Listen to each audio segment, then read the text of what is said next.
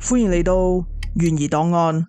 美國佛州有一個叫做 Alturas 嘅小鎮，呢座只有5到1000人嘅小鎮，種滿咗金仔樹，風光明媚，平靜安寧。1988年，41歲嘅 Peggy 啱啱嫁咗俾相識半年嘅第2任丈夫派。Peggy 喺上一段婚姻入邊有3個仔女，而派亦都有2個仔女。Peggy 嘅大女 Cici 已經離咗婚，並有一個2歲嘅女。喺媽媽再婚之後，Cici 就帶住個女一齊搬入咗繼父間屋度。就係咁樣，派同 Peggy 就組成咗一家8口嘅大家庭。除咗參軍嘅 Peggy 大仔 Alan 之外，大家都住入咗呢間屋入邊。好彩嘅係，父母嘅再婚並冇令到班仔女產生隔膜，雙方嘅仔女都相處得好融洽，感情亦都好好。派係一位礦工，喺鎮上嘅磷酸鹽廠工作，而 Peggy 同 Cici 就喺當地嘅一間餐廳度做侍應。1988年10月嘅某一日，Peggy 喺工作嘅時候，突然之間覺得好唔舒服，佢嘅心口好痛，手指感到麻痹，雙腳非常刺痛，好似有幾百支針同時喺度拮緊佢。於是佢即刻同餐廳請假，返屋企休息。半個鐘頭之後，佢嘅症狀唔單止冇好轉，反而仲越嚟越嚴重。佢嘅胃部有灼熱感，跟住就開始嘔吐，全身嘅疼痛感幾乎令佢失去咗活動能力。呢個時候，丈夫派啱啱打獵返嚟，佢對 Peggy 嘅痛苦呻吟視若無睹，仲悠閒咁坐咗喺梳化度飲酒，並冇想要將妻子送到醫院嘅意思。直到夜晚，Cici收工返到屋企之後，佢即刻就俾媽媽嘅情況嚇呆咗。Peggy 嘅面色蒼白，不斷咁痛苦呻吟，意識仲開始變得模糊。佢好心急咁詢問派媽媽嘅狀況，然而派就堅決認為 Peggy 只係感染咗流感，休息一下就冇事噶啦。不過Cici並唔同意，佢當機立斷將媽媽送咗入醫院。喺急症室，Peggy 話俾醫生知自己全身疼痛，好似俾火燒咁。醫生幫 Peggy 做咗各種檢查，但係就一直冇辦法揾到病因。最後佢哋只係開咗一啲止痛藥俾 Peggy， 就俾佢出院返屋企啦。第2日，Peggy 嘅情況唔單止冇好轉，病情仲急轉直下。於是佢又再次被送咗入醫院。與此同時，佢嘅細仔 Dwayne 同埋派嘅仔 Travis 亦都因為出現咗相同嘅症狀而被送咗入醫院。一開始，醫生以為佢哋係染上咗某種傳染性疾病，但係喺幫佢哋做咗各種檢查之後，並冇揾到相關嘅病因。呢個時候，醫生留意到3個人都開始出現咗脫髮嘅症狀，所以醫生認為佢哋應該係中咗毒。喺等待毒理檢測報告嘅時候，Peggy 就陷入咗昏迷，並被送咗入 ICU。而 Dwayne 同 Travis 嘅情況亦都冇好轉。幾日之後，檢測結果出爐，報告顯示佢哋3個人都係中咗他毒。他係一種有劇毒嘅重金屬物質，無臭無味，曾經被廣泛使用喺製作殺蟲劑同埋老鼠藥。不過他嘅毒性好強，就算係唔小心攝取咗微量嘅他，亦都足以將一個成年人殺死。所以美國喺1972年開始就禁止使用它嚟到製作殺蟲劑同埋老鼠藥。它一旦進入咗體內，佢就會開始攻擊人體嘅神經系統，嚴重嘅話仲會導致癱瘓、昏迷，最後死亡。脫髮、腸胃道反應同埋神經系統損傷就係他中毒嘅典型症狀。報告顯示 Peggy 嘅體內有超過致命劑量嘅他，而 Dwayne 同 Travis 體內嘅他含量就相對較少。可惜喺案發當時嘅1988年，醫學界仲未意識到普魯斯藍可以治療他中毒，所以醫生只可以使用利尿劑同埋洗腎嘅方式幫助佢哋排出他毒。但係點解佢哋會中毒呢？他嘅源頭究竟喺邊度？呢個係意外定係俾人惡意投毒？為咗安全起見，醫院都係決定報警。一開始警方懷疑可能係水源出咗問題，但係有關當局檢測咗 Peggy 屋企附近嘅水源，並冇發現任何問題，而附近嘅居民亦都冇出現類似嘅症狀，所以警方開始懷疑他嘅源頭可能係喺 Peggy 嘅屋企入邊。於是佢哋帶住鑑證人員嚟到咗間屋，收集咗超過400件物品，返到實驗室進行檢測。最終佢哋喺幾個空嘅可樂樽度檢驗到殘留嘅他毒。呢個時候，鑑證人員留意到 Peggy 嘅屋企仲有3支未開封嘅可樂，可樂樽上冇指紋，但係所有嘅樽蓋都有俾人撬開並再次安裝嘅痕跡。佢哋亦都喺入邊檢測到他毒，劑量足以殺死一個成年人。所以 Peggy 一家係俾人惡意投毒噶。當他同可樂接觸嘅時候，佢會同可樂產生化學反應，改變可樂嘅顏色，同埋產生沉澱物。但係喺 Peggy 間屋度揾到嘅可樂就完美咁避開咗呢啲問題，講明投毒者擁有一定嘅化學知識。除此之外，投毒者亦都非常小心，佢並冇喺樽蓋度留低明顯嘅痕跡。如果唔用顯微鏡嘅話，單憑肉眼好難睇得到樽蓋上有被撬開過嘅痕跡。為咗安全起見，警方建議佢哋全家人去做毒理檢測。喺等待報告嘅時候，警方喺施時嘅口中得知，派同 Peggy 嘅婚姻最近着咗紅燈。Peggy 發現咗派有婚外情，佢仲因為咁帶住自己嘅仔女離家出走，住入咗一間汽車旅館。喺佢哋重修舊好之後，派就去咗外地打獵。等到佢返屋企嘅嗰日， Peggy 就出咗事。於是警方即刻揾嚟咗派問話。派表示，除咗佢哋喺幾個月之前曾經收到一封恐嚇信之外，最近都冇乜嘢唔尋常嘅事。呢封信係寄俾派嘅，寄信人仲寫錯咗派嘅名。信入邊寫住：你同你所謂嘅屋企人有2個禮拜嘅時間，永遠咁搬離佛州。如果唔係，你哋全部都要死。呢個唔係一個笑話。佢哋當時以為只係惡作劇，所以就一直冇報警。而 Peggy 就將呢封信放入咗廚房嘅櫃桶度。案件發展到呢個地步，警方好快就將派列為頭號嫌疑人。首先，派喺磷酸鹽廠工作，絕對有辦法可以接觸到他。其二，喺 Peggy 出事嘅前幾日，佢咁啱去咗外地打獵，似乎想為自己製造不在場證據。第三，佢喺 Peggy 出事當日一直都唔願意將妻子送到醫院接受治療。仲有一點就係，點解佢要等到警方向佢問話嘅時候先至提起恐嚇信嘅事？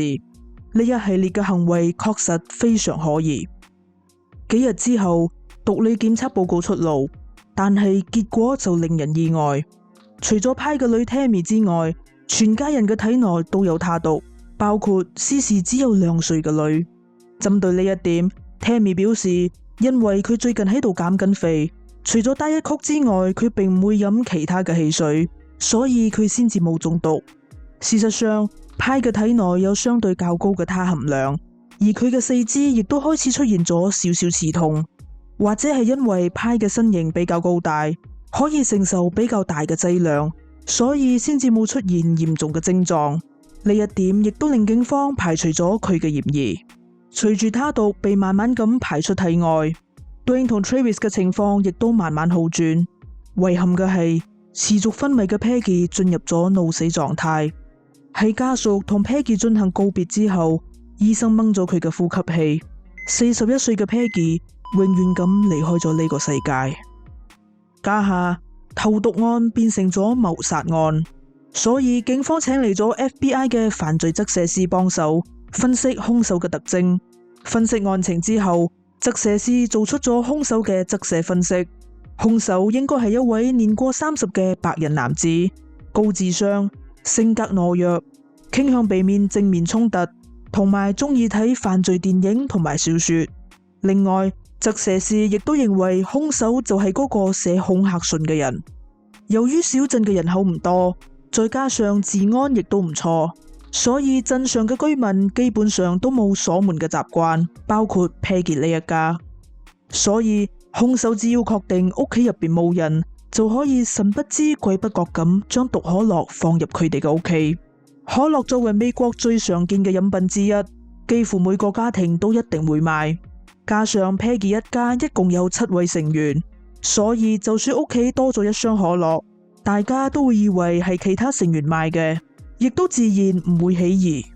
兇手一定係非常熟悉 Peggy 一家人嘅生活作息，而呢個人好有可能就係佢哋嘅鄰居。由於 Peggy 住緊嘅係獨立房屋，佢嘅隔離只有一戶人家，屋入邊住住一對夫妻 George 同 Diana。George 係一位兼職嘅電腦程序員，而 Diana 就係一位擁有化學碩士文憑嘅骨科外科醫生。兩夫妻都係國際高智商組織門薩嘅會員，只有智商喺世界前2% 嘅人先至可以擁有入會資格。深入調查之後，警方發現 George 同 Diana 曾經多次同 Peggy 發生過拗撬。有一次， Diana 因為 Dwayne 同 Travis 喺後院將音樂開得好大聲而上門投訴。之後 George 又因為唔滿意佢哋喺改造車房嘅過程中所發出嘅噪音，而偷偷向市政府舉報佢哋非法施工。派仲因為咁而被罰款。背景調查顯示 George 曾經修讀過化學，之後喺南卡嘅一間實驗室度工作。1975年 George 因為喺實驗室度非法生產安非他命而被判入獄3年。值得留意嘅係，他就係喺生產安非他命嘅過程中所產生嘅副產品。出獄之後， George 喺一場門薩俱樂部嘅聚會度同 Diana 邂逅，佢哋一拍即合，好快就步入咗婚姻嘅殿堂。結婚之後，佢哋就搬到咗 Ottawa 居住。當警方揾嚟 George 問話嘅時候，佢表現得好緊張，講嘢有啲口窒窒，仲不斷咁避開警方嘅眼神。George 表示自己唔識化學，亦都唔知道乜嘢係他。當警方問佢知唔知道點解會有人想要毒害 Peggy 一家嘅時候， George 脫口而出，或者係有人想要佢哋搬走啩。 George 嘅回答即刻就敲響咗警鐘，因為 George 講嘅嘢完美咁對應咗派所收到嘅恐嚇信，而警方一直都冇對外公開過信件嘅內容。最重要嘅一點係 George 符合咗 FBI 嘅側寫特徵，所以佢即刻就成為咗頭號嫌疑人。不過單靠罪犯側寫並唔可以將 George 定罪，警方必須要揾到更加實質嘅證據。於是警方決定展開一場臥底行動，佢哋派咗一位資深嘅臥底探員 Susan，化身為一位啱啱離婚嘅婦女，並加入咗當地嘅門薩俱樂部，乘機接近 George 同 Diana 收集情報。1989年4月嘅一個週末， George 同 Diana 喺當地嘅酒店舉辦咗一場為期3日嘅門薩謀殺週末活動。呢個活動類似劇本殺，每一位參加者都會被隨機分派到一個角色，成功揾到兇手嘅嗰位玩家就係贏家。當日大約有40位會員參加咗活動，而 Susan 亦都捉住咗機會參與其中。當日嘅劇本係由 George 編寫嘅無毒膠投毒謀殺案。Susan 翻閱咗劇情簡介，內容即刻就令佢覺得毛管動。一啲巫毒師認為佢哋會被超自然嘅力量殺死，但係從來冇人懷疑過佢哋係被毒死㗎。當死亡威脅嚟敲門嘅時候，聰明嘅人會將啲食物抌晒，唔會有人死於魔法。大部分出現喺屋企前邊嘅嘢，往往都係鄰居嘅警告：我唔中意你，搬走。如果唔係，就睇住你。Susan 馬上就意識到劇情同 Peggy 案非常相似，而呢一切一定唔係單純嘅巧合。活動結束之後， Susan 乘機走過去同 George 傾偈。喺劇本殺進行嘅過程中， Susan 留意到 George 似乎好討厭律師，所以 Susan 就刻意將自己嘅前夫描述成一位貪圖名利、非常愚蠢嘅律師。Susan 嘅呢一步棋行啱咗， George 好快就放低咗防備，慢慢咁同 Susan 打開咗話題，仲留低咗彼此嘅聯絡方式。自此之後， Susan 同 George 就成為咗朋友，佢哋時不時都會約出嚟食飯傾偈。有一次 George 提到妻子 Diana 打算去到其他嘅城市開診所，所以佢哋好快就要搬走啦。 Susan 聽咗之後即刻就捉住機會講，佢最近亦都四周圍揾緊屋，如果 George 冇問題嘅話，佢願意租佢間屋。當時 George 仲非常熱情咁帶 Susan 參觀佢間屋，過程中 George 向 Susan 展示咗書房入邊嘅一道暗門，入邊仲放住幾個恐怖嘅人體模型。雖然呢一切睇起嚟好可疑，但係咁樣仲唔足以令警方申請到搜查令。幾個月之後，George 同 Diana 搬到咗附近嘅 Sebring， 而佢哋亦都願意將而家呢間屋租俾 Susan。俾咗租金之後，Susan 終於拎到咗間屋嘅鎖匙，而 FBI 亦都即刻進入咗間屋進行搜查。佢哋喺車房度揾到咗一個有殘餘粉末嘅樽仔，經過化驗之後，證實咗呢啲粉末就係他。有咗呢項證據之後，FBI 即刻申請咗搜查令，搜查 George 位於 Sebring 嘅新屋。佢哋喺入邊揾到咗大量嘅化學物品，幾本關於化學同埋毒物嘅書籍，一本名為《中毒指南》嘅筆記簿，同埋一套迷你嘅螺絲批。呢套螺絲批係專門用喺珠寶嘅工具，但係入邊就少咗一支，而呢支缺失嘅螺絲批 size 咁啱就同可樂樽蓋上被撬開嘅痕跡一致。於是 George 同 Diana 馬上被逮捕。經過盤問之後， FBI 認為 Diana 真係對案件毫不知情，所以就釋放咗佢。而 George 就被起訴一級謀殺、企圖謀殺同埋惡意污染消費品等15項罪名。1991年，本案正式開審。喺庭審中， George 堅持唔認罪。辯方表示，所有指向 George 嘅證據都係間接證據，而喺車房度揾到嘅殘留他粉唔一定係屬於 George 噶，佢好有可能係俾人插贓嫁禍，並嘗試將所有嘅罪名都推到 Diana 嘅身上。不過陪審團只係用咗4個鐘就做出咗裁決，最終 George 被控15項罪名全部成立，判處死刑。1996年 Diana 同 George 離咗婚，目前75歲嘅 George 仍然喺監獄嘅死囚名單上等待行刑。佢係監獄嘅模範犯人，咁多年嚟只係投訴過一件事：獄友嘅收音機太嘈啦。